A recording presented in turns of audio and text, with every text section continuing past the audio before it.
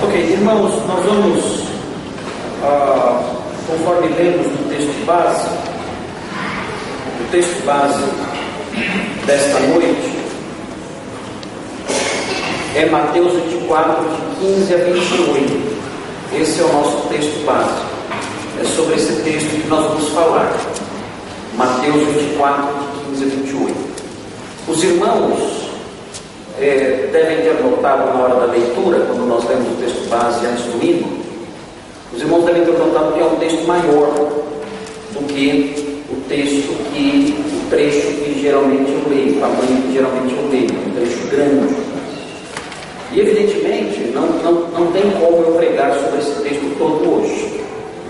Isso é impossível.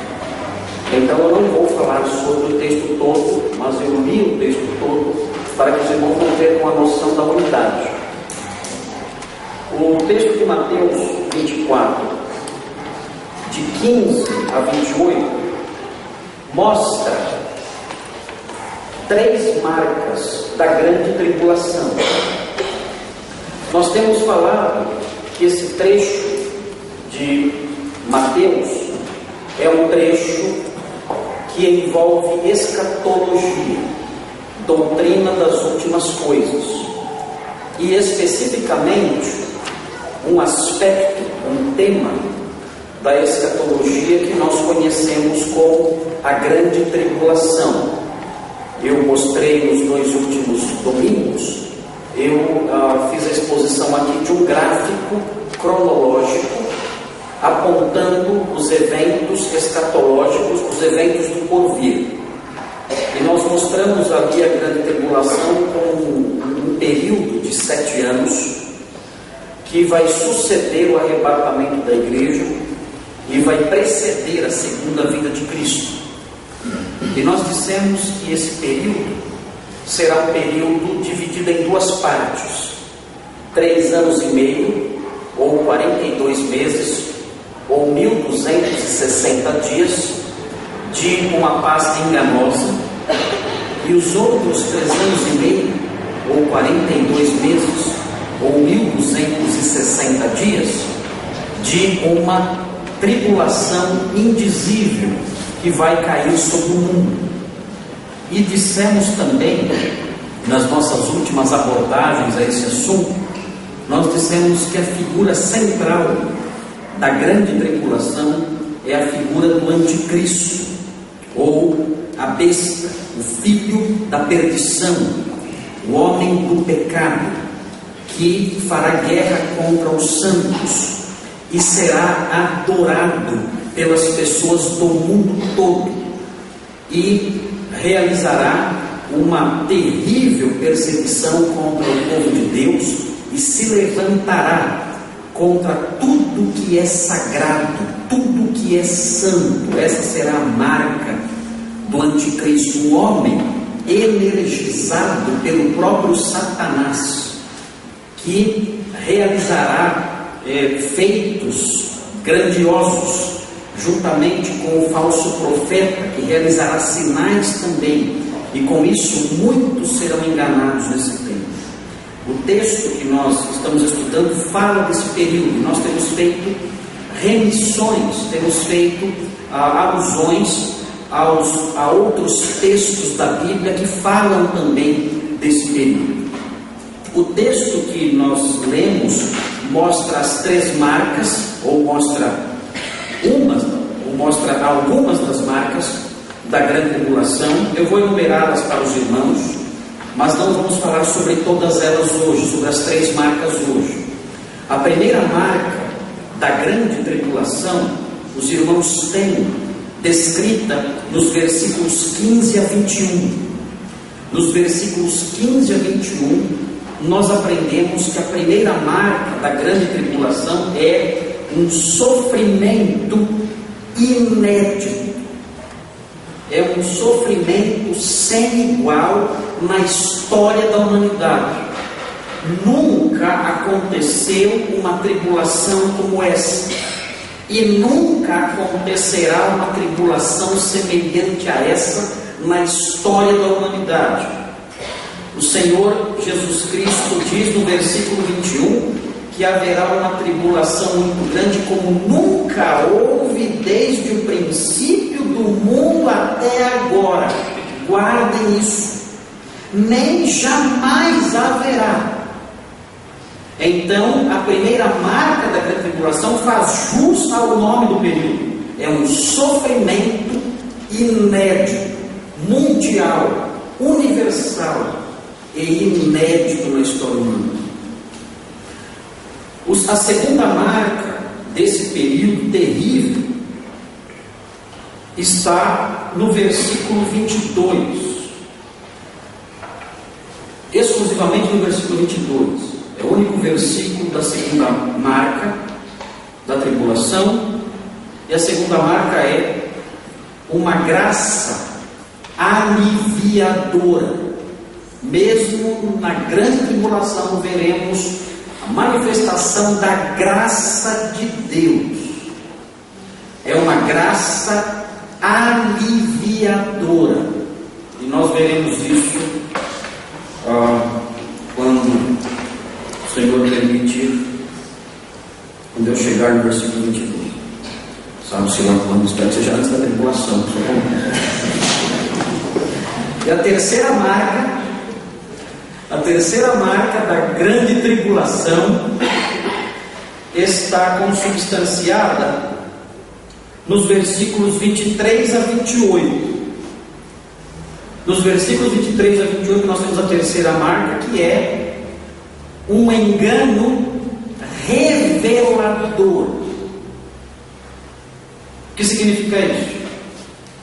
Através desse engano saberemos quem é quem. Os eleitos não serão enganados, os demais serão. Então esse engano vai revelar quem são as pessoas. É um engano revelador. Nós veremos essas três marcas. Hoje, no entanto, nós vamos nos deter na primeira marca. Os irmãos devem me acompanhar atentamente, sem distrações, para que nós caminhemos aprendendo bastante aqui sobre esse texto. Então, vamos iniciar observando a primeira marca da grande tribulação ensinada por Jesus aqui. A primeira marca é o sofrimento inédito, de que falam os versículos 15 a 21. Observe o versículo 21, o versículo 15, que diz o seguinte: quando, pois, virdes. Irmãos, devem observar a palavra pois, que está presente na primeira língua. Essa palavra pois, ela tem várias funções na língua grega, mas nesse caso aqui no versículo 15, no ambiente em que essa palavrinha se encontra, a palavra pois aponta para um momento de clima, para um momento de ápice naquilo que está sendo dito.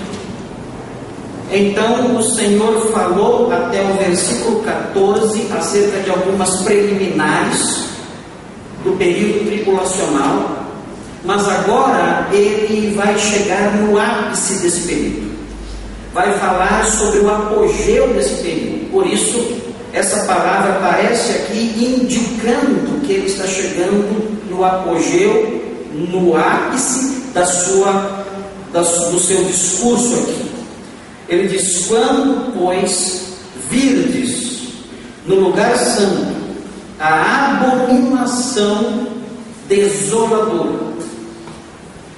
E nós temos que aprender o que é isso. O que é a abominação desoladora?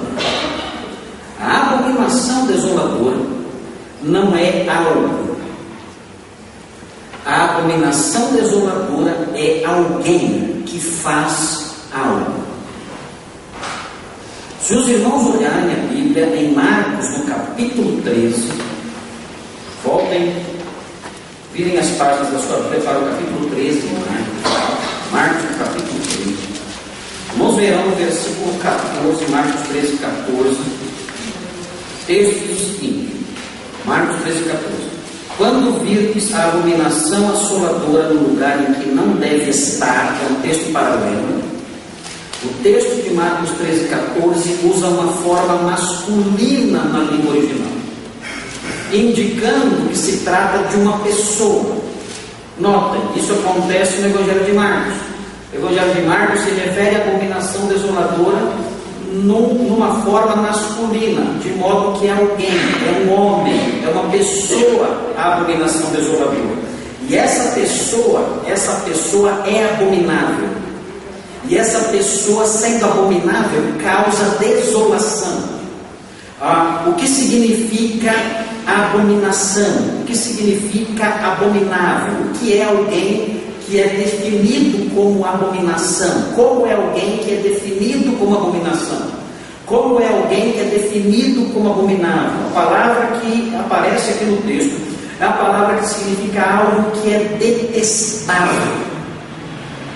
Algo abominável é algo detestável, é algo que causa revolta, é algo repugnante, especialmente àqueles que são santos. O abominável é alguém que causa espanto e um sentimento de repulsa naqueles que são santos e no próprio Deus. Isso é uma abominação. Isso é alguém abominável. Ele causa revolta. Ele é detestável pelas coisas que ele faz, pelas coisas que ele diz. O texto diz que essa abominação, que esse indivíduo, que esse abominável, ele é assolador. Isso significa que no seu comportamento abominável, que no seu comportamento detestável, ele vai causar assolação, ele vai causar ruína, abandono, é o que ele vai causar. O texto diz que a abominação assoladora estará no lugar santo, ou seja, esse indivíduo, esse homem, através do seu comportamento abominável, detestável, odioso, blasfemo, repugnante, ele vai fazer com que o lugar santo, o templo de Jerusalém, seja abandonado, fique vazio, seja deixado de lado pelos seus adoradores judeus. Os irmãos, observando os textos paralelos no Novo Testamento, vão ver que esse abominável da desolação é o personagem de que temos falado, o anticristo. Os irmãos devem ver em 2 Tessalonicenses, no capítulo 2, por que ele é chamado como abominável. Por que ele é abominável? Por que ele é detestável? Porque ele causa repugnância, revolta naqueles que adoram a Deus e no próprio Deus. Vejam 2 Tessalonicenses 2, 3 e 4. Prestem atenção nisso. 2 Tessalonicenses 2, 3 e 4 diz assim: ninguém vos engane, de modo algum, pois isso não acontecerá sem que primeiro venha a apostasia e seja revelado o homem do pecado. Mais uma vez aqui uma alusão ao anticristo. Ele é o abominável da desolação, o filho da perdição. Este é o abominável da desolação. E vejam por que ele é abominável. Ele se opõe e se levanta contra tudo que se chama Deus ou é objeto de adoração. Vejam por que ele é definido como abominável. Ele se levanta contra tudo que se chama Deus ou é objeto de adoração, a ponto de se assentar no santuário de Deus, apresentando-se como Deus. Ele requer a adoração das pessoas para si e se opõe à adoração do Deus verdadeiro. No capítulo 13 de Apocalipse, nós vemos mais do comportamento desse homem definido como a abominação desoladora. Em Apocalipse, no capítulo 13, no versículo 2, veja, acompanhe aí na sua Bíblia, Veja o comportamento desse homem definido como abominação desoladora. O texto diz assim, Apocalipse 13, veja o versículo 2. Fala assim: a besta que vi, ou tem falado a fera que vi. Besta tem uma conotação tão ruim na nossa cultura. A fera que vi era semelhante a um leopardo. Seus pés eram como os de um urso, e sua boca como a de um leão. O dragão deu-lhe seu poder. Nós aprendemos no capítulo 12 que o dragão é Satanás. O capítulo 12 define precisamente o dragão como Satanás. Deu-lhe seu poder, seu trono e grande autoridade. Também vi uma de suas cabeças como se estivesse ferida de morte, mas sua ferida mortal foi curada. Então toda a terra se maravilhou e seguiu a besta. E todos adoraram o dragão, Satanás, pois concedeu sua autoridade à besta, e adoraram a besta, dizendo: quem é semelhante à besta? Quem poderá lutar contra ela? Foi-lhe dada uma boca que proferia grandes coisas arrogantes e blasfêmias. Vejam, a abominação. Ele diz coisas arrogantes e diz blasfêmias. Isso é abominação. Isso é algo abominável, detestável. E foi-lhe dada a autoridade para agir durante 42 meses, ou 3 anos e meio. Ela abriu a boca para blasfemar contra Deus e difamar seu nome, seu tabernáculo e os que habitam no céu. Essa é a atitude dessa figura, desse homem que surgirá, e por isso esse homem que surgirá é definido como o abominável da desolação, ou a abominação assoladora. É o anticristo de que fala Paulo em Tessalonicenses, de que fala João no Apocalipse, de que fala João também em suas epístolas. O texto diz que essa abominação desoladora é a abominação de que falou o profeta Daniel. Muitas pessoas acreditam, e muitos acreditaram no passado também, que essa figura, esse homem de pecado, esse abominável da desolação, ele surgiu no 2º século antes de Cristo, como um grande general e líder grego chamado Antíoco IV Epifanes. Esse homem, Antíoco IV Epifanes, a profecia de Daniel foi dada no século VI, e esse homem, no século II antes de Cristo, esse homem realizou coisas tão terríveis que muito facilmente as pessoas associaram essa figura de Antíoco Epifanes, Antíoco IV Epifanes, à abominação desoladora. Porque ele foi capaz, na sua ousadia, de realmente proferir blasfêmias horríveis contra Deus. Foi um homem extremamente cruel, um perseguidor do povo santo, era um general extremamente perverso, e esse homem, na sua perversidade, no ano 167 a.C., ele tomou conta do templo de Jerusalém, e erigiu dentro do templo de Jerusalém, ele fez uma imagem, ou um altar, enfim, ele fez essa imagem, esse altar, para Zeus Olimpo, ou Zeus Olimpo. E assim ele profanou o templo de Jerusalém e exigiu adoração a essa imagem. Então, por causa de todas as crueldades que ele fez, de toda a perseguição que ele empreendeu contra o povo de Deus e dessa abominação que ele instalou no templo, então as pessoas pensaram, a profecia de Daniel acerca desse abominável da desolação, essa profecia que foi proferida no 6º século, se cumpriu agora no século II a.C. Cumpriu-se então o que Daniel disse.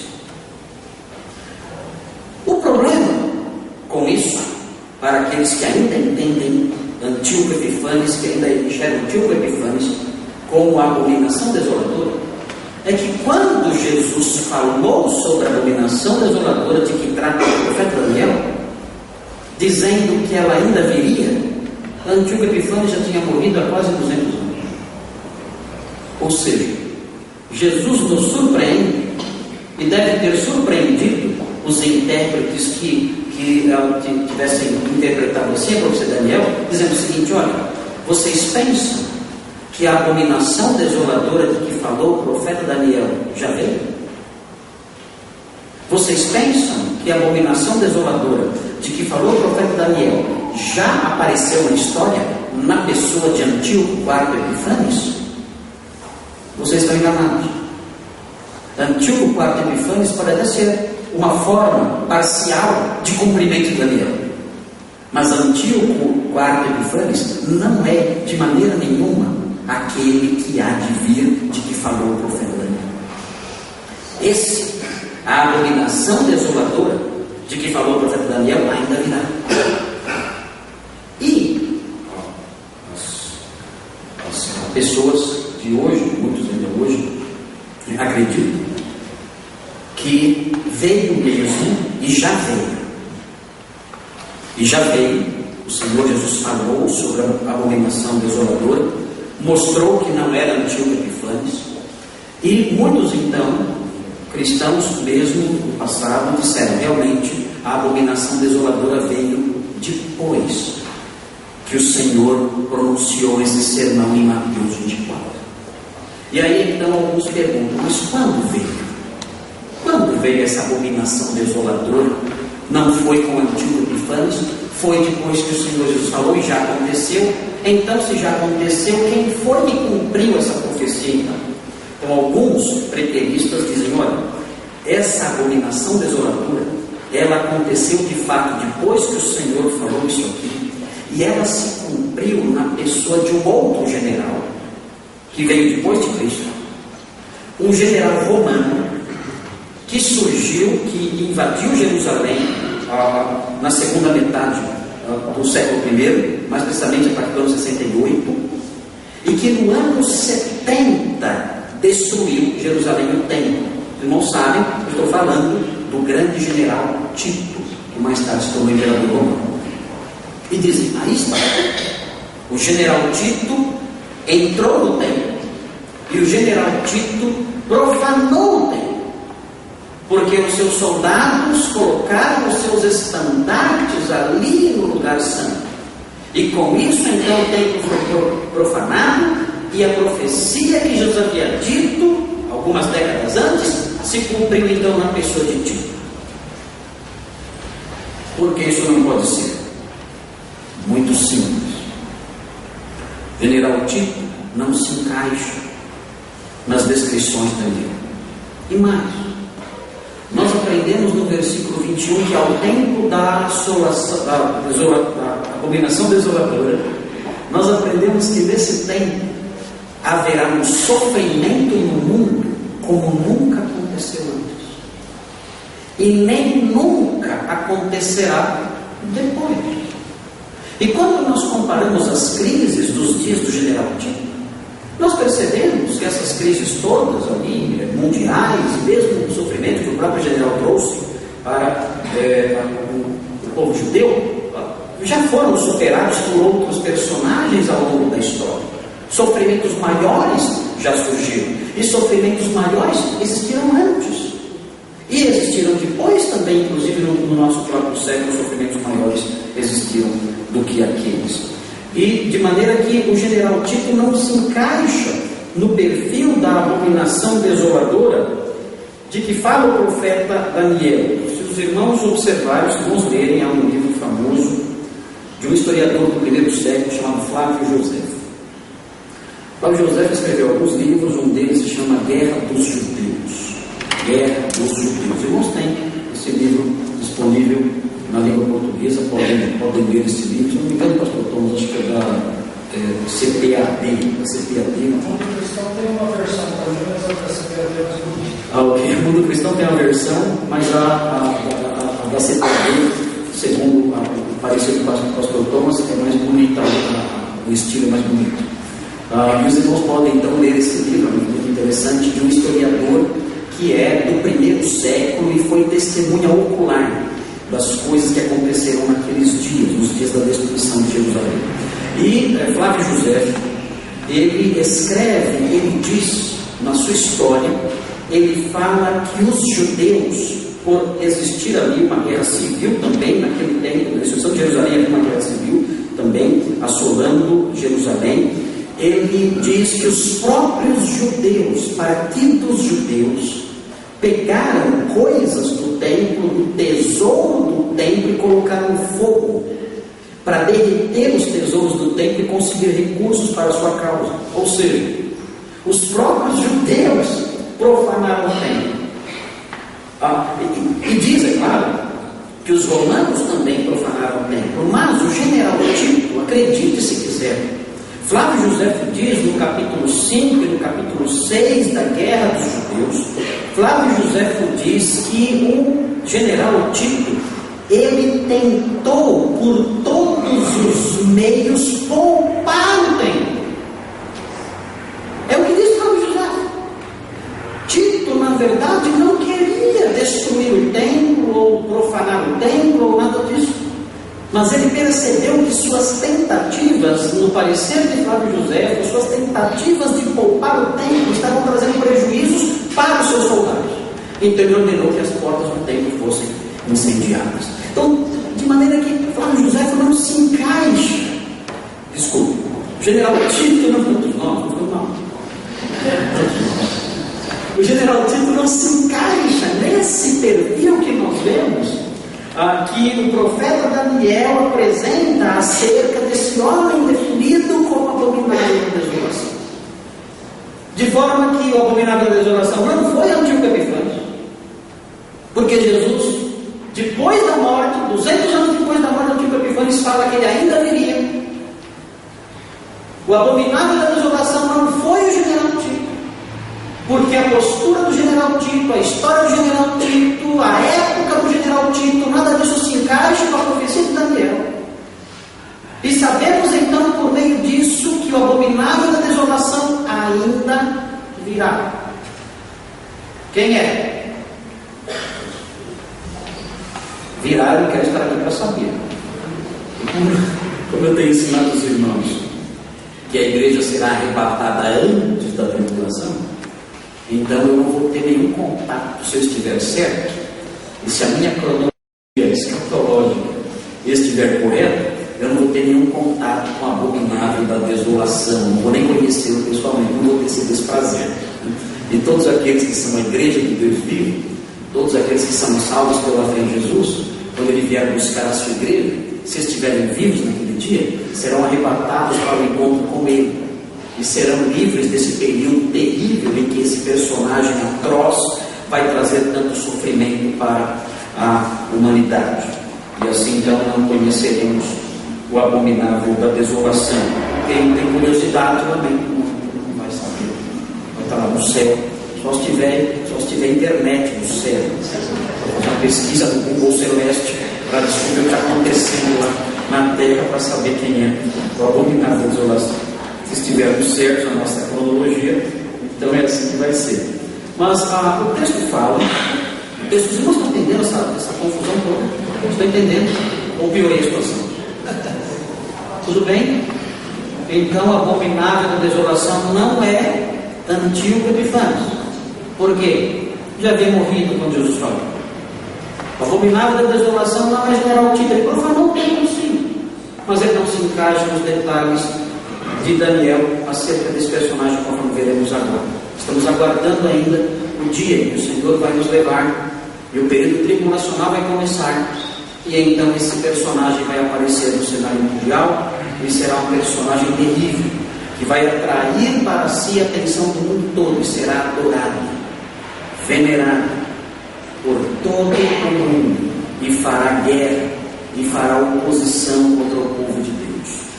Por que Jesus disse que o abominável da desolação, ou a abominação desoladora, é uma expressão mencionada pelo profeta Daniel? Porque o profeta Daniel menciona, o profeta Daniel fala do abominável da desolação em 3 lugares do seu livro. Então, observem, voltem a Bíblia para o profeta Daniel e vejam os 3 lugares. Não estão cansados? Não se cansem, acompanhem, vamos aprender a Bíblia.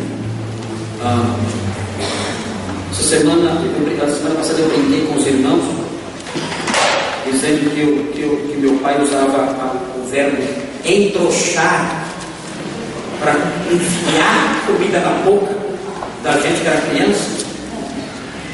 Isso me rendeu tantos e-mails essa semana. Teve uma moça que me escreveu lá do Espírito Santo dizendo: pastor, obrigado por me entrochar tanto.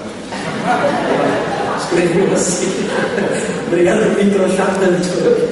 Sem problema. Parece que eu olhei no dicionário e descobri, para surpresamente, o senhor informou que existe o verbo entrochar. Existe. Seu Fernando Granconato é cultura, né? Ele falava e existe o verbo mesmo. Mas teve até a nossa igreja ganhou um desfibrilador automático. Então você pode ver a igreja e ver quantos ataques cardíacos você quiser aqui, porque nós ganhamos um desfibrilador. Então você passar mal aqui na igreja, vai ter um desfibrilador, ele é automático, não precisa ter nem médico na igreja, é só saber colar figurinha, porque você tem que pegar os eletrodos e grudar na pessoa. Você gruda na pessoa, a pessoa então, o desfibrilador, ele avalia se tem que dar choque ou não, ele fala com você, ele fala: esse já era. Ele tem uma série de frases que ele diz. Então, ele vai avaliar e se ele tiver que dar um choque em você, ele vai dizer, ele vai falar assim: afaste-se. Quando ele falar afaste-se mesmo. Não está com demônio não lá, né? É para sair de perto, ele vai dar um choque na pessoa. Então nós teremos tudo isso aí a partir de outubro. O pastor Thomas vai para os Estados Unidos em outubro, ele vai trazer o desfibrilador para nós. Então mandaram o aviso para mim e colocaram até um slogan dizendo que agora nós podemos entrochar quanto quisermos, e se as pessoas passarem mal de tanto entrochar, não tem problema, porque o desfibrilador ajuda. E escreveram até uma frase em inglês para mim: safe entrochment to everyone. Entroxamento seguro para todos. Você pode passar mal na igreja, não tem problema, que o desfibrilador estará aí. Vamos lá então, vamos continuar então no nosso entroxamento. A primeira ocorrência da abominação desoladora de que trata o profeta Daniel está no capítulo 9. Vejam o que diz o capítulo 9 de Daniel. É importante olharmos isso, para percebermos como isso ainda não aconteceu, então isso ainda está reservado para o futuro. O texto diz em Daniel 9, 26, fala assim o texto bíblico: e depois, Daniel 9, 26, e depois de 62 semanas o ungido será tirado, e já não estará, e o povo do príncipe que virá destruirá a cidade, o santuário. Olha a assolação. E até o fim haverá guerra, estão determinadas assolações. E então vem 27. E ele fará uma firme aliança com muitos por uma semana. É uma referência ao anticristo. Vejam a sequência e verão que é isso mesmo. Isso não se encaixa com o Antíoco, isso não se encaixa com Tito. E ele prossegue: e na metade da semana fará cessar o sacrifício, vai interromper o culto judaico, e a oferta vai interromper o culto judaico. E sobre a asa das abominações virá o assolador. Vejam aqui a abominação assoladora, a abominação desoladora. Sobre a asa das abominações, ou na força, ou nos braços das abominações, virá o assolador. Na força do que é abominável, ele virá assolando tudo, até a destruição determinada, que será derramada sobre o assolador. Nenhum personagem na história realizou ainda, se encaixa nessa descrição que está aqui. Aqui é a primeira referência, dizendo que o abominável de desolação vai profanar o lugar santo, vai fazer cessar o culto judaico, vai proibir o culto judaico e vai exigir adoração para si até que ele seja destruído. Daniel 11:31 é a segunda referência. Daniel 11:31. O texto diz, Daniel 11:31. Daniel 11:31 diz: haverá forças ao lado dele que profanarão o santuário, isto é, a fortaleza, e tirarão o holocausto contínuo, é o culto judaico sendo removido, estabelecendo a abominação assoladora. É uma outra referência à abominação assoladora. O culto judaico será removido e será estabelecido, ao que tudo indica aqui, outra coisa no local. E o que será estabelecido em substituição ao culto judaico será algo abominável e destruidor. A última referência, a terceira e última referência, está no capítulo 12 de Daniel, versículo 11. Versículo 11 diz assim, Daniel 12: desde o tempo em que o holocausto contínuo for tirado, é uma mesma referência ao fim do culto judaico, e a abominação assoladora for estabelecida, haverá 1290 dias. Geralmente o texto fala de 1260. Aqui são 3 anos e meio mais um mês. São 43 vezes, não 42. Por que aparece não 42, mas 43 meses? Por quê? Não faço a menor ideia. Porque há 30 dias a mais. Por que há 30 dias a mais aqui? Talvez o que aconteça aqui, talvez Daniel esteja falando desse período de 1290 dias, 30 dias a mais daquilo que é dito em Apocalipse, que fala de 1260, porque a tribulação acabará em 1260 dias. Mas haverá mais 30 dias em que haverá ainda reflexos da assolação no tempo. Talvez seja isso. Não sabemos. O fato é que esses itens todos de Daniel, a referência que Daniel faz a isso e que Jesus evoca, nada disso se encaixa na figura de Antíoco Epífanes e também não se encaixa na figura do general Tito.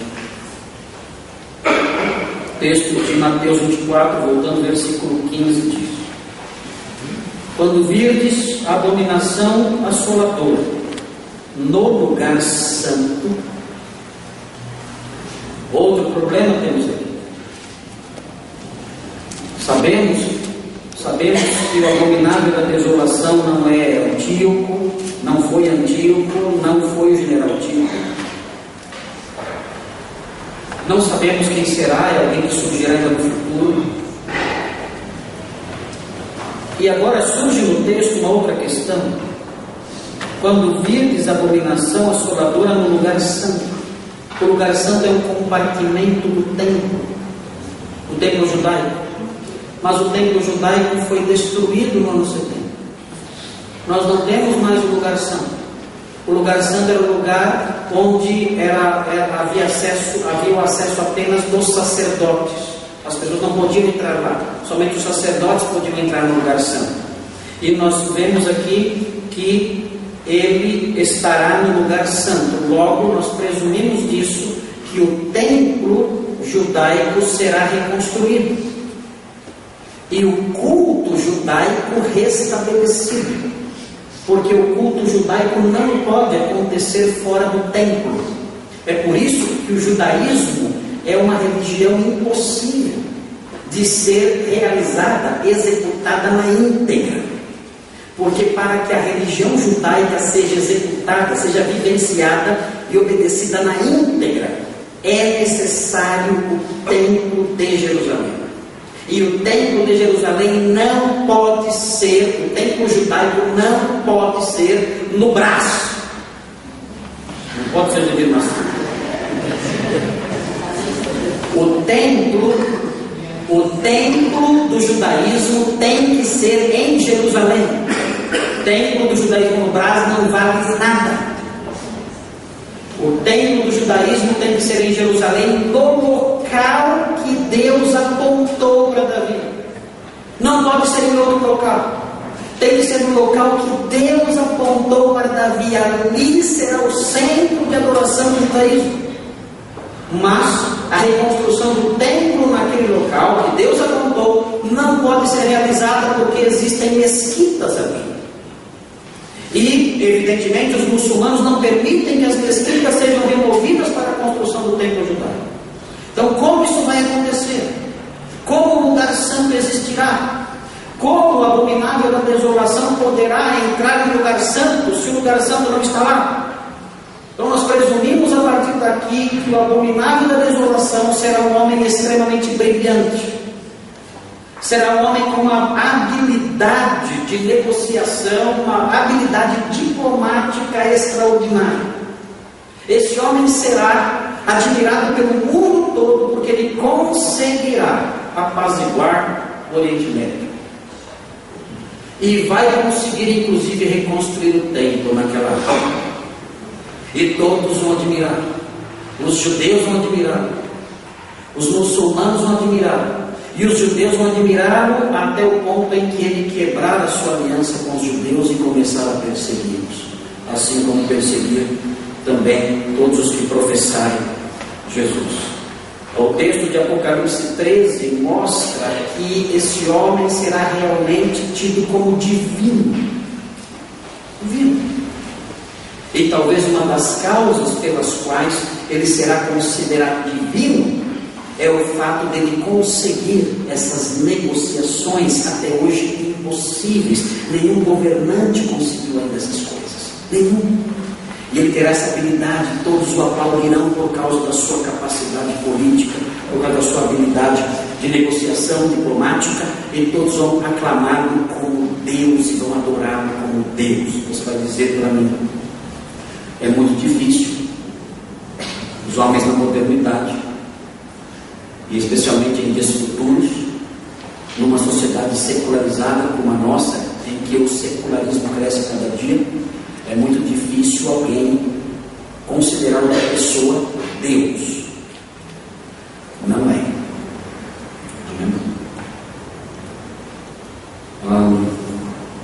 Nos dias de Jesus, Herodes,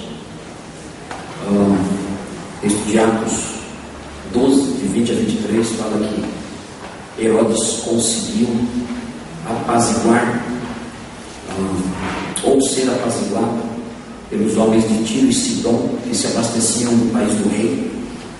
E ele pronunciou um discurso para os homens de Tiro e Sidom, a comitiva que tinha ido procurar para fazer as pazes com ele. E quando ele pronunciou o discurso, aqueles homens que estavam lá por interesses, inclusive econômicos, eles disseram: é voz de Deus, não é voz de homem. E ele estava com suas vestes reais, sentado ali no seu trono, e ele reconheceu, ele aceitou essa adoração, e ele não deu glória a Deus. E a Bíblia diz que ele então foi ferido por Deus, e morreu devorado por bichos, por vermes. A tendência da humanidade é divinizar as pessoas que estão no poder e que satisfazem os seus anseios. Em 2012, o ator chamado Jamie Foxx, irmãos que gostam de cinema devem lembrar dele, dizem que ele aparece no Homem-Aranha, não sei. Jamie Foxx, é ator e músico americano. Ele pronunciou num festival chamado Soul Train Awards em 2012. Ele fez uma conclamação à multidão que o assistia nos Estados Unidos, que aconteceu em 2012, agora, pouco tempo. E ele disse o seguinte quando ele foi ao palco: vamos todos dar honra a Deus e ao nosso Senhor e Salvador, Barack Obama. E a multidão aplaudiu e vibrou e gritou, aprovando essa afirmação. Isso está na internet, os irmãos podem ver o filminho dele dizendo isso. Vamos honrar o nosso Deus e o nosso Senhor e Salvador, Barack Obama. Deus, Senhor, Salvador. E a multidão. Existe essa tendência no coração do homem de divinizar a si mesmo e divinizar outras pessoas. A serpente disse à mulher no jardim: se você comer do fruto, você será como Deus. Foi o argumento fatal. Eu serei como Deus. Sim. Se você comer, será. E desde então, todo homem quer ser Deus. E todo homem quer divinizar outras pessoas, porque vê nessa divinização a possibilidade dele próprio também desenvolver, entre aspas, como dizem aí as religiões orientais, desenvolver a sua própria divindade. Quando eu digo aquele homem é Deus, isso significa eu também sou, porque sou semelhante a ele. E as pessoas vão nessa direção, e esse homem abominável da desolação fará isso, fará essas coisas, reconstruirá o templo e será adorado. O versículo termina dizendo: quem lê, entenda. Espero que os irmãos tenham entendido. Quem lê, entende. Quem disse isso? Quem lê, entende. Será que Jesus disse isso? Estava falando, ele falou quem lê, entende. Não, isso é uma notinha editorial. É uma nota editorial que Mateus incluiu. Por que ele incluiu isso? Ele incluiu isso para chamar a atenção, dizendo: olha, prestem muita atenção agora. Por que ele está dizendo prestem muita atenção agora? Porque no versículo 2 foi dito algo. E ele diz: agora é hora de prestar atenção, porque agora o versículo 2 vai ser tratado. O que diz o versículo 2? Quem lê, entenda. Veja, mas ele lhes disse: não está escrito tudo isso? Em verdade vos digo que aqui não ficará pedra sobre pedra que não seja derrubada. O templo será destruído, disse Jesus. Versículo 3: estando ele sentado no Monte das Oliveiras, seus discípulos aproximaram-se dele em particular, dizendo: dize-nos quando essas coisas acontecerão e que sinal haverá da tua vinda e do fim do mundo. Quando o templo vai ser destruído? E o Senhor Jesus fala sobre o princípio das dores, faz um resumo da grande tribulação até o versículo 14. No versículo 15, então, ele começa a responder a pergunta dos discípulos e começa a falar quando não ficará pedra sobre pedra. Quem lê, entenda. Entenda agora que eu estou respondendo as perguntas feitas. A resposta do Senhor está sendo dada agora. Por isso existe essa notinha editorial de Mateus dizendo: quem lê, entenda. Começou aqui a resposta. Prestem atenção, porque a resposta à pergunta do versículo 3 começou agora. E o texto prossegue dizendo: quando isso acontecer, é hora de fugir. Ele diz aqui aos discípulos: quando isso acontecer, quando este homem que ainda virá, que não foi antíoco, que não é Tito, que ainda virá, estiver no lugar santo, é hora de fugir, porque começou o maior tormento da história humana. Não adianta resistir, não adianta se opor, é necessário apenas fugir depressa. E assim nós terminamos o versículo 15. Não consegui nem terminar.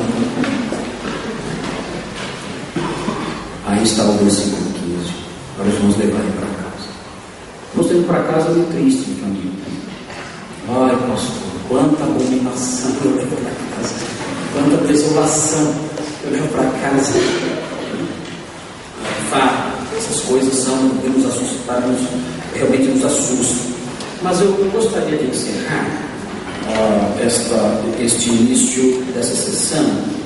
Eu gostaria de encerrar destacando algo para os irmãos extremamente prático, algo ligado à nossa vida no dia a dia. Estamos falando de escatologia, coisa que ainda isso pode parecer tão distante.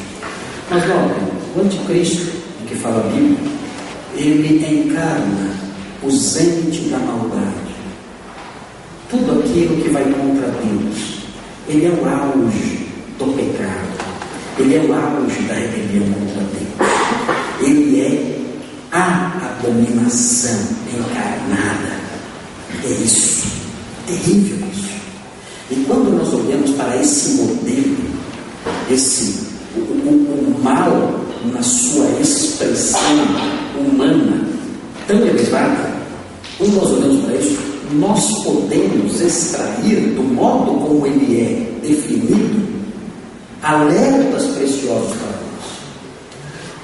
O modo como o anticristo é designado, o abominável que desola, mostra para nós, os irmãos devem estar atentos para isso, muito atentos para isso. Amanhã vamos enfrentar o mundo lá fora. Prestem atenção no que eu vou dizer. O modo como o anticristo é designado mostra que aquilo que é abominável também desola. Aquilo que é abominável também destrói. Aquilo que é abominável também assola. Nós vemos isso nesse grau máximo que vai surgir de alguém abominável, que é também assolador, desolador, destruidor.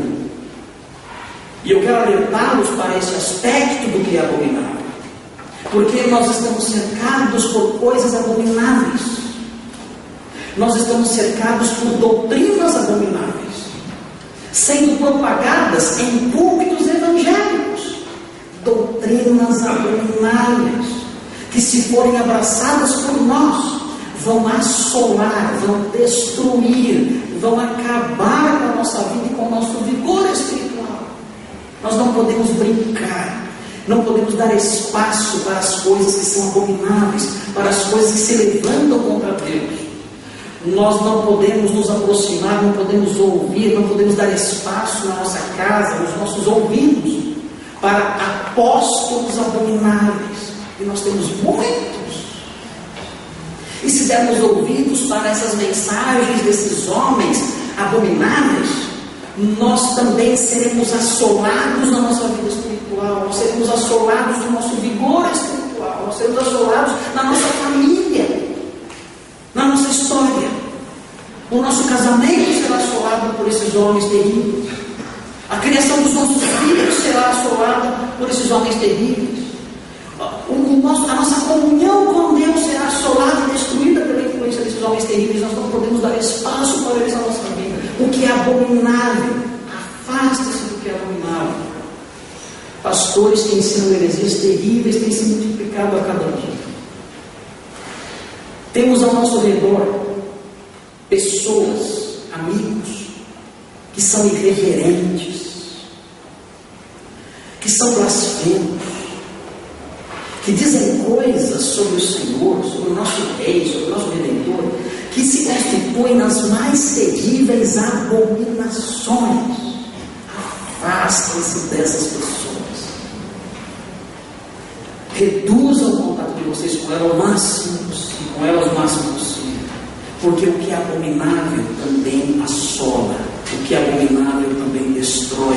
E pode transformar a sua vida espiritual, o jardim que é a sua vida espiritual, num deserto, num lugar seco, sem vigor, sem vida.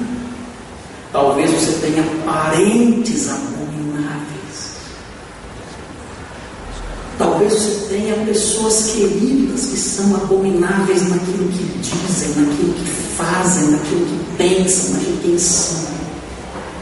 Afaste-se deles. Se não puderem se afastar deles, tenham cuidado dobrado com eles. Porque a influência dessas pessoas vai trazer assolação, desolação, destruição. Talvez na sua vida existam práticas abomináveis. Isso é pior. Talvez exista abominação na sua vida, nos seus costumes, nas suas reações, no seu modo de viver. Coisas que são detestáveis aos olhos de Deus. Coisas que Ele vê e causam náuseas nele, nojo nele. Confesse seus pecados, arrependa-se, abandone essas abominações todas, porque essas abominações todas são também assoladoras, destruidoras, devastadoras. Elas vão minar a sua energia, vão sugar o seu vigor espiritual, a sua felicidade, a sua alegria, tudo isso irá embora. E você não terá paz com a sua família, com a sua esposa, com o seu esposo, com os seus irmãos, tudo isso desaparecerá. E você verá um grande deserto instalado em você. E como esse deserto se instalou em você?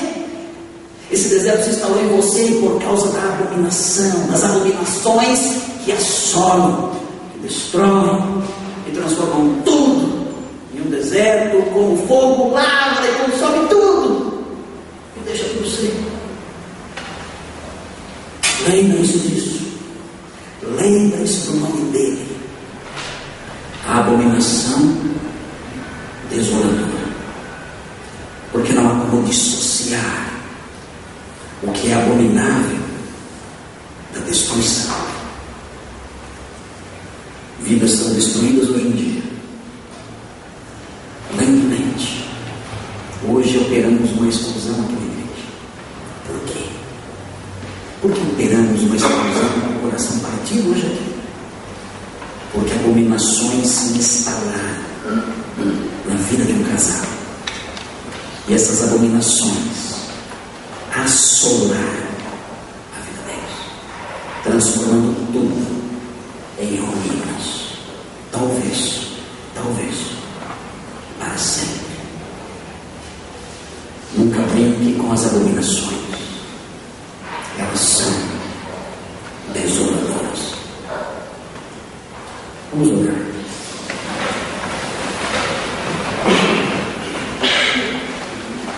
Senhor Deus, obrigado por esse versículo que estudamos.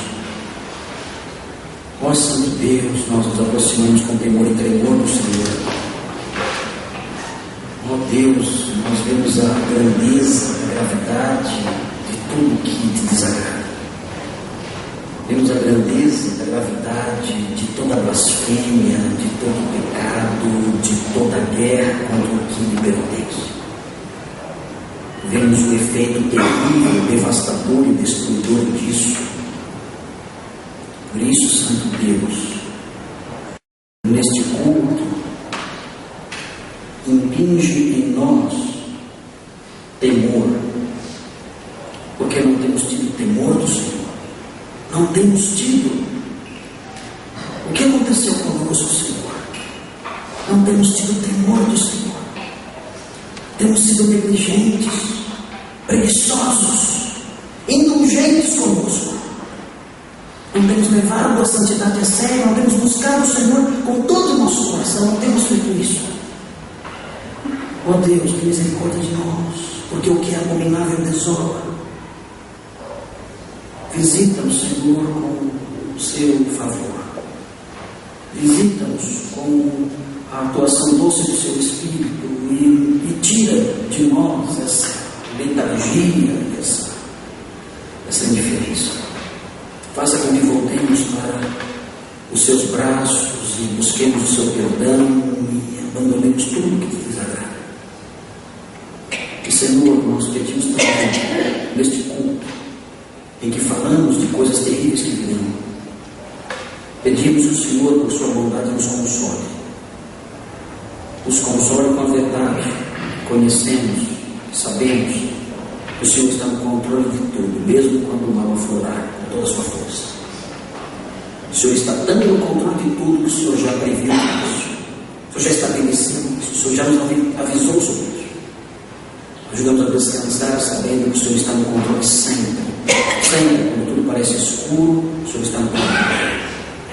E consola-nos também com a verdade de que esse mal que há de aflorar para ser comido pelo Rei dos Reis, debaixo de cujo cetro todo o universo um dia se curvará.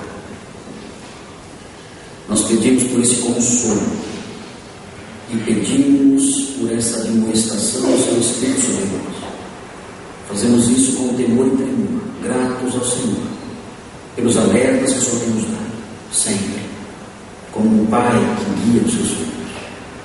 Obrigado porque sabemos dessas coisas que o mundo despreza e não conhece. Obrigado porque essas coisas não somos nós que as sustentam aqui neste público.